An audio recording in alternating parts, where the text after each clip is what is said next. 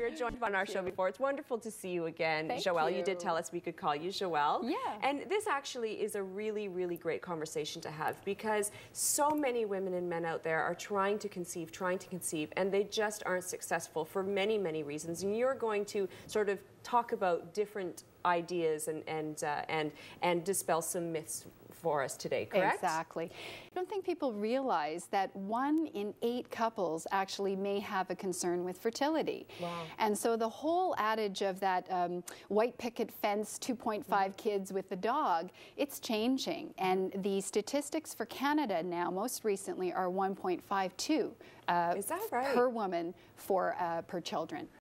Let's start off with pregnancy itself. How can Sure. you help yourself get pregnant? Okay, that's a great question.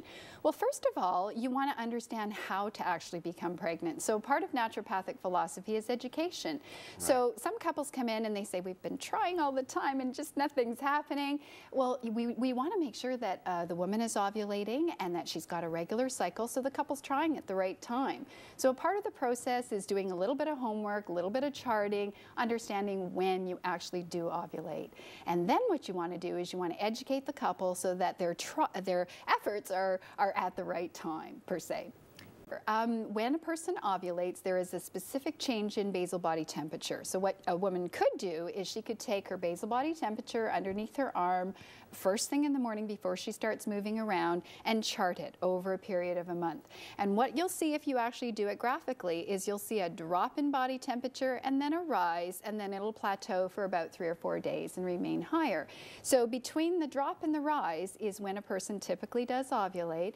But you can also use symptoms. The cervical mucus changes during that time period and it actually becomes very sticky. You can actually pull it apart about 2 to 3 inches during that time. And it makes sense because you want the sperm to actually flow through that cervical mucus. So yes, absolutely. Those are the 2 main key symptoms. Some women have pain, some women have a little bit of a sensation that they're actually ovulating. Well, there's a lot of different information out there of even not only preparing for pregnancy, but preparing your body for pregnancy. Yeah. Are there any recommended supplements that a naturopathic doctor like yourself recommends to a woman? Definitely. In terms of supplements, just before you get started on supplements, you might want to consider doing a cleanse.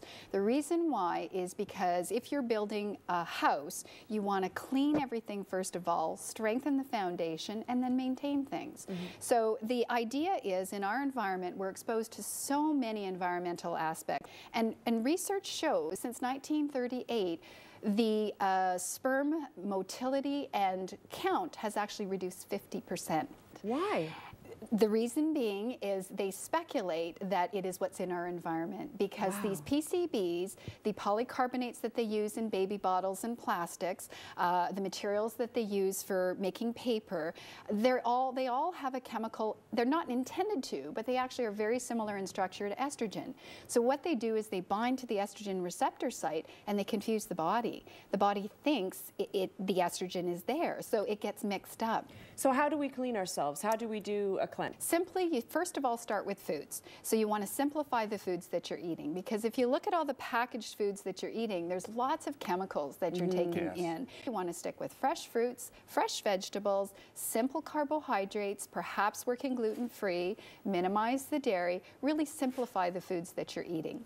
The liver has 2 phases of detoxification. The cytochrome P450 is based on B vitamins. So a liver clearing product needs to be really high in B vitamins, and that helps that process. The second phase is based on amino acids being broken down from proteins. So that clearing supplement needs to be really high in amino acids as well.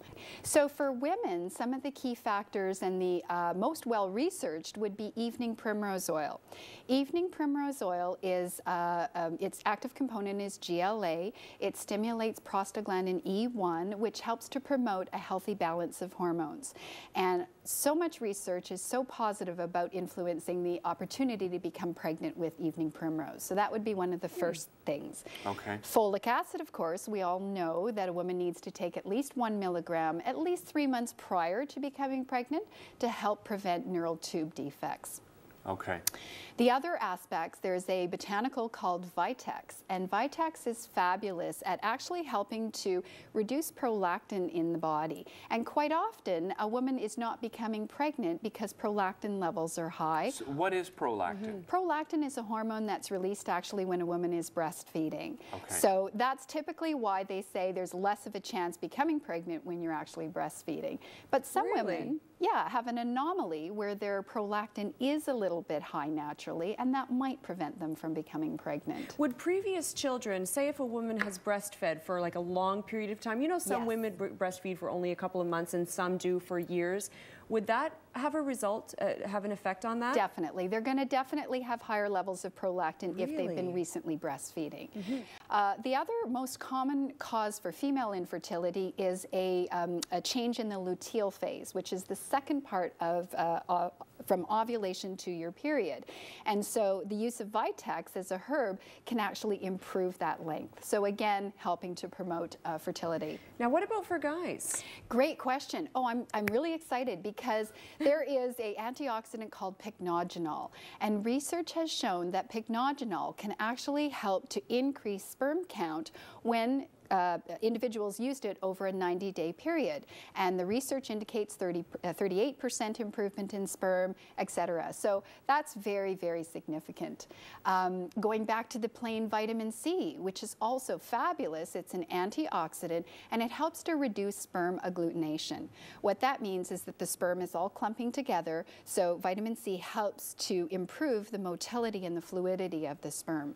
So that would be definitely a really good supplement. So let's move along then, Joelle, saying, you know, now the woman is pregnant, and one of the biggest issues for them is that nausea, sometimes that loss of energy. Anything they can be doing during that time? Great, yes. You want to keep in mind that the body's very smart, and it puts those protection mechanisms in place for a reason. So the reason why a woman might be nauseous is there is some research to indicate that certain foods promote nausea because they're not good for the fetus at that particular time of the trimester.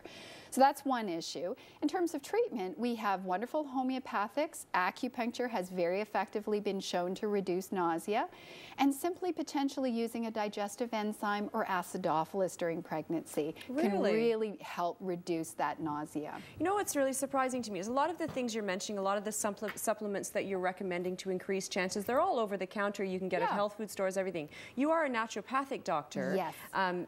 How does your diagnosis to a woman differ from, say, a conventional doctor? Wonderful. So basically from your physician is looking for potential disease and doing some wellness prevention. The statistics in the U.S. show that for every $1 spent on health care, only 4 cents is spent on prevention. So we don't really have the right solution. So going back to your question, what we really want to do is focus on subclinical situations, which a naturopath specializes in terms of wellness. So if you came to our clinic, what we would do is take your history, we would do a urine sample, we would test for something called indican bowel, see how well you're digesting, Konigsberg, see how the reserves of your energy are, urinary pH, and then we do a conventional physical exam, but then we'd also move to other things like looking at your fingernails, or traditional Chinese medicine looking at your tongue and looking at your, or assessing your pulses. So for example, just from looking at the fingernails, what sort of information could you get out of that? Well, can I take a look at your fingernails? Oh no, you should have said the tongue. I should have said the tongue. I bite my nails. They're terrible. Okay, so Derek, if you're okay with sharing, I'm okay. Essentially what I'm looking for is I'm looking for the perimeter of the nail bed. What I do see is I see some dryness around the perimeter. So this little number here would be fabulous for you because this is essential fatty acids. So you're showing some weakness in those areas. In terms of the nail bed itself, I can see that there's some vertical ridging and a little bit of horizontal ridging. That indicates overall digestion, that either the foods that you're taking in are not giving you quite a high enough amount of minerals, or you're not breaking down the foods and assimilating them as well as you could be. Really? You know, so let me just tell you, that is dead on. Dead on. Just from his fingernails, you just described Derek I've been having in a nutshell. some health issues. Now, we really hope you'll come back and share more with us, Joelle. We only have 17 more In the break, questions I for want you to look at my tongue. absolutely. Okay? Don't go away. We'll be right back after this.